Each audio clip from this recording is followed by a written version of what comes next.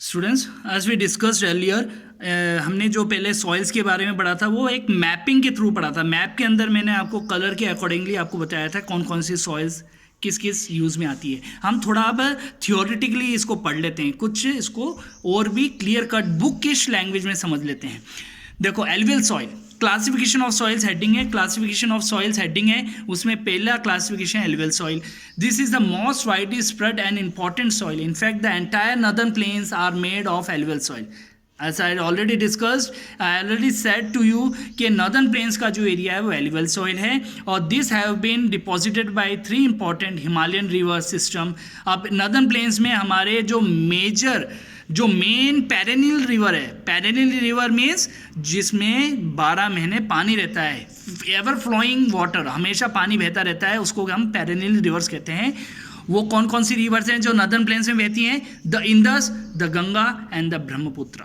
ठीक है ना, ये 3 रिवर्स हैं जो नॉर्दर्न प्लेन्स में एल्युवियल सॉइल में होते हैं। और स्पेशली अगर स्टेट्स की बात करें तो उत्तर प्रदेश, बिहार, झारखंड, पंजाब और हरियाणा, यहाँ पर इन एरिया में नॉर्दर्न प्लेन्स में जो सिंचाई का काम होता है वो इन्हीं रिवर्स के थ्रू होता है। हमें यहाँ पर आप देखेंगे कैनाल, जितनी भी कैनाल्स आ रही हैं राजस्थान में, इवन इफ इन राजस्थान, तो गंगा, सतलज जो पेरेनियल रिवर्स है हिमालय की, उससे ही आ रही हैं। This soils also extend in Rajasthan and Gujarat through a narrow corridor. और कुछ एरियाज ऑफ राजस्थान और गुजरात में भी एल्युवियल सॉइल मिलती है, स्पेशली गुजरात का जो बॉर्डर रीजन है, ठीक है ना, नर्मदा रिवर का जो रीजन है, it is considered as the best for cultivation of any kind of crop. Specially हमने अब अपने 6th और 7th में पढ़ा भी होगा कि सबसे पहले जो एग्रीकल्चर का डेवलपमेंट हुआ था on the banks of the river Narmada. वो नर्मदा रिवर कहाँ आती है? गुजरात एंड मध्य प्रदेश से ओरिजिन होता है, और कहाँ फ्लो करती है? गुजरात में। तो नर्मदा रिवर के जो शोर्स पे जो सबसे पहले कल्टीवेशन हुआ था। तो alluvial soil is very rich in potash. देखो, हम यहाँ देखेंगे अकॉर्डिंग टू, यहाँ पर देखें, the alluvial soil consist of various proportion of sand, silt and clay. As we move inland towards the river valleys, soil particles appear somewhat bigger in size. मतलब ये river जो होती हैं बिगर इन साइज क्यों होती हैं? क्योंकि हम जानते हैं रिवर्स के अंदर रेता आता है ना, फर्टाइल रेता आता है हिमालय माउंटेन रीजन से। जो एल्युवियल सॉइल के जो सेडिमेंट्स है सॉइल के, वो पानी के साथ बह के आते हैं और प्लेन एरिया में आके जम जाते हैं, और वो बहुत रिच होते हैं मिनरल्स में। इसी वजह से नॉर्दर्न प्लेन्स में कल्टीवेशन अच्छा होता है। दूसरा है ब्लैक सॉइल, ठीक है ना। ब्लैक सॉइल मैंने कहा था इसको कॉटन ब्लैक सॉइल भी कहते हैं। तो देखो ये लिखा हुआ, this soils are black in colour and also known as regur soil. अगर क्वेश्चन आ गया dash soil is known as regur soil, तो ब्लैक सॉइल आपका आंसर होगा। Black soil is ideal for growing cotton and is also known as black cotton soil. देखो यहाँ पर लिखा हुआ already, is known as black cotton soil, इसको black soil को भी कहते हैं। अगर हम राजस्थान की बात करें तो ब्लैक सॉइल हमारे राजस्थान में in the district of Bhilwara, है ना, भीलवाड़ा, चित्तौड़गढ़, जो ये मतलब कह सकते हैं माही रीजन जो है, रिवर माही का जो रीजन है, बांसवाड़ा, भीलवाड़ा, यहाँ पर ब्लैक सॉइल, या कोटा, बूंदी, यहाँ पर ब्लैक सॉइल हमें मिलता है। अगर ब्लैक सॉइल की ज़्यादा बात करें तो ब्लैक सॉइल सबसे ज़्यादा मिलती है महाराष्ट्र, सौराष्ट्र, मालवा और मध्य प्रदेश और छत्तीसगढ़ में। यहाँ पर मतलब ये ब्लैक सॉइल पाई जाती है। राजस्थान का मैंने आपको बता ही दिया है।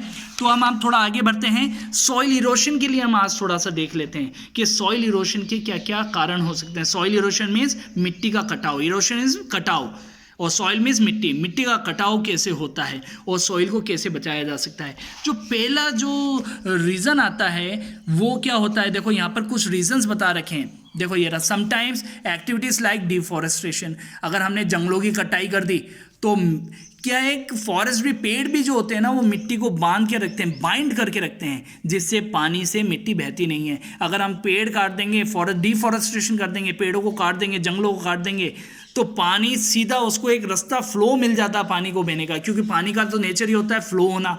लेकिन पेड़ जो ट्रीज होते हैं, फॉरेस्ट जो होते हैं, उसको बैरियर्स बन जाते हैं, जिससे मिट्टी का कटाव नहीं होता है। अगर हम फॉरेस्ट काट देंगे तो एक कारण है सॉइल इरोशन का। दूसरा है ओवरग्रेजिंग। हम जानते हैं कि पशुओं के लिए मतलब खाली लैंड जो होता है उससे ओवरग्रेजिंग होगा तो उससे भी मिट्टी का कटाव होता है। फिर कंस्ट्रक्शन पर्पज़ के लिए, माइनिंग के पर्पज़ के लिए भी हम है ना, जैसे हमने डिस्कस करा था, ट्रेजर्स बना देते हैं, या कंस्ट्रक्शन के लिए हम रेती को उठा के खड्डा कर करके उसको खाली कर देते हैं, तो एक जगह से अनइवन सरफेस बन जाता है और टॉप लेयर जो मतलब जो क्वालिटी होती है सॉइल की वो ख़राब हो जाती है, वो भी एक कारण है। दूसरा हम देखेंगे जो सॉइल इरोशन के मेजर फैक्टर्स हैं, मेजर कारण हैं, वो होते हैं विंड से सॉइल इरोशन होता है। हम देखते हैं आंधी चलती है तो हम देखते हैं ड्यून्स एक जगह होते हैं तो दूसरी जगह चले जाते हैं, तो wind is a one factor for soil erosion. फिर ग्लेशियर हम देखते हैं कि specially in the states of Uttarakhand या हिमालय कश्मीर, हम देखते हैं ग्लेशियर टूटता है जब, तो पानी का फ्लो सडनली एक साथ अचानक से आता है, उससे पहाड़ के पहाड़ लैंडस्लाइड हो जाता है और वो सारे मतलब जो लैंड होती है मिट्टी रेता पत्थर जो भी होता है वो बह के आगे निकल जाता है, उससे लैंड का डिग्रेडेशन होता है, सॉइल इरोशन का कारण है। And water lead to soil erosion. अब वाटर भी क्या है, सॉइल इरोशन। अगर मॉइस्चर कंटेंट सॉइल के अंदर कम होगा तो क्या है, मिट्टी का मतलब कटाव भी ज़्यादा होगा। अगर मॉइस्चर में मतलब मिट्टी के अंदर पानी या मॉइस्चर के कंटेंट ज़्यादा होंगे तो मिट्टी कटाव कम होता है। अगर हम रिवर्स के अकॉर्डिंगली सॉइल इरोशन को समझें तो हमें एक एग्जांपल हमें हमारे राजस्थान में मिल जाता है, specially in the case of Chambal river. The river Chambal is non for soil erosion, ठीक है ना। सबसे ज़्यादा इंडिया में जो सॉइल इरोशन करती है चंबल, उनमें वो रिवर्स में कुछ 4-5 रिवर्स हैं, उनमें से चंबल एक है। देखो यहाँ पर एक पिक्चर भी दे रखा है, ये रिवर चंबल का है। देखो यहाँ पर लैंड सॉइल इरोशन हो रहा है क्योंकि यहाँ पर मिट्टी का चंबल में बहाव तेज़ी में आता है और मिट्टी का कटाव ज़्यादा होता है। फिर है हाउ टू कंजर्व सॉइल। तो देखो conservation of soil, conservation means बचाना, मिट्टी को कैसे, सॉइल इरोशन कैसे बचा सकते हैं। तो उसके लिए हमें क्या करना पड़ेगा, हमें डिफॉरेस्टेशन कम करना पड़ेगा, मतलब पेड़ ज़्यादा से ज़्यादा, we have to grow more and more trees in the wasteland, मतलब जो खाली जगह है वहाँ पर ज़्यादा से ज़्यादा पेड़ लगाएं। और अकॉर्डिंग टू इंडियन, ठीक है ना, अकॉर्डिंग टू अगर हम देखें टेक्निकली देखें तो इंडिया में एक पॉलिसी बना था in the year 1952 first 5 year plan में। उसमें ये डिसाइड हुआ था कि 33% of the total land area of India is under forest area. लेकिन अब हम देखेंगे कि 33% नहीं रह गया, वो अब नियर अबाउट वो 26 to 27% फॉरेस्ट एरिया रह गया है, मतलब 5 to 6% एरिया जो हमने फॉरेस्ट काट चुके हैं और उसको इंडस्ट्रीज़ में या सिटीज़ और टाउन्स में कन्वर्ट कर चुके हैं। तो ये अगर हमें सॉइल कंजर्व करना है तो हमें we have to grow more and more plants, और हमें ज़्यादा से ज़्यादा ट्रीज़ लगाने पड़ेंगे, फॉरेस्ट एरिया करना पड़ेगा। जो हमने पॉलिसी 1950 में बनाई थी उसी को हमें फॉलो करना पड़ेगा। और हमारे सेल्फ मोटिव के लिए जो हम मिसयूज़ करते हैं मिनरल्स का या लैंड रिसोर्सेज का, उसको रोकना पड़ेगा, जब भी हम सॉइल कंजर्वेशन कर पाएंगे। सो हमने डिस्कस करा है बेटा regarding the land classification of soil, हमने देखा है ना। टोटल एरिया के इंडिया का इन कॉन्टेक्स्ट टू इंडिया हमने देखा है कि इंडिया का कितना % हिली एरिया है, कितना % प्लेन एरिया है, कितना प्लेटो एरिया है। तो उसके अकॉर्डिंगली कुछ क्वेश्चंस यहाँ पर आपकी बुक में the back of the chapter कुछ दिए गए हैं, जैसे मल्टीपल चॉइस क्वेश्चंस हैं। You have to go through the chapters and identify and find out the answers of the following questions according to मतलब after reading the thoroughly the chapters, ठीक है ना। जैसे which one of the following type of resources is iron ore, मतलब इसमें से मतलब ion और कौन सा रिसोर्सेस है, रिन्यूएबल है, फ्लो है, बायोटिक है, नॉन रिन्यूएबल है, ठीक है ना। तो आयन और आपको पता है कि नॉन रिन्यूएबल रिसोर्सेस है क्योंकि मेटल का स्टॉक हमें पता है कि इतना ही है, ये और रिनोड नहीं होता है क्योंकि ये फॉसिल फ्यूल भी नहीं है और फ्री गिफ्ट्स ऑफ नेचर भी नहीं है। आयरन और एक लिमिटेड रिसोर्स है, इसका आंसर नॉन रिन्यूएबल होगा। And rest of the answers you have to find it by yourself, ठीक है ना। अगर हम थियोरेटिकली पढ़ें शॉर्ट और वेरी शॉर्ट्स में, answer the following questions in about 30 words. 30 words means 1 line consist of 7 to 8 words. तो 30 words हैं तो you have to write this answer at least 7 to 8 lines for this answers, ठीक है ना। Name 3 states having black soil and in the crop which is mainly grown in it, ठीक है ना।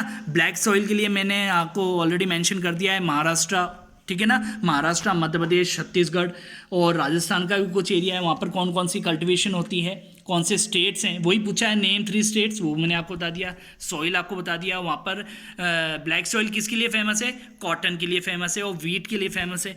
तो शुगर केन के लिए फेमस है। ये 3 क्रॉप भी मैंने आपको बता दिए and you have to answer them in your own words, ठीक है ना। व्हाट सेकंड क्वेश्चन है, what type of soil is found in the river deltas of the eastern coast, मतलब ईस्टर्न कोस्ट में जो रिवर्स हैं वहाँ पर कौन सी सॉइल मिलती है। You have to go through the lessons and find out the end try to find out the answer by yourself. अब देखो, what steps can be taken to control soil erosion, मैंने आपको बता दे दिया। Plant more and more plants, है ना। Forest area ज़्यादा करना पड़ेगा, ठीक है ना। फिर what are the biotic and abiotic, biotic आपको बताया जिसमें लाइफ होती है, बायोटिक रिसोर्सेज होते हैं, जो बायोस्फीयर में मिलता है उसको बायोटिक कहते हैं, ठीक है ना। अबायोटिक मतलब नॉन लिविंग रिसोर्सेज की बात कर रहे हैं। अबायोटिक का मतलब होता है नॉन लिविंग रिसोर्सेज, तो उनके बारे में लिखना है। Answer the following questions in about 120 words. तो for this you have to give the answers near about 15 to 16 lines, not less than 15 lines, ठीक है ना। 120 वर्ड्स है, as I already told you 1 line consist of 8 words, तो divided by 8, तो how much it is around it is around 15 lines. तो ये जो 2 questions हैं ये लॉन्ग टाइप आंसर क्वेश्चंस हैं and you have to write down this answers in 15 to 20 lines, है ना। Thank you.